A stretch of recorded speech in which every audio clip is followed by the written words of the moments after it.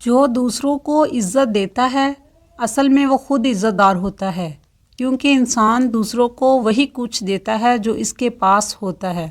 خوش رہنے کا سب سے اچھا طریقہ یہ ہے کہ دوسروں کو خوش رکھنے کی کوشش کی جائے۔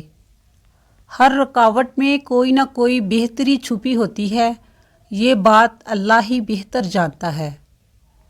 امید آدھی زندگی ہے اور مایوسی آدھی موت۔ اللہ سے محبت کرو، وہ آزمائشیں تو دیتا ہے مگر کبھی آزمائش میں تنہا نہیں چھوڑتا۔ روشنی کی امید رکھو مگر امیدوں پر زندگی مت گزارو۔ انسان ہمیشہ تکلیف میں ہی سیکھتا ہے، خوشی میں تو پچھلے سبق بھی بھول جاتا ہے۔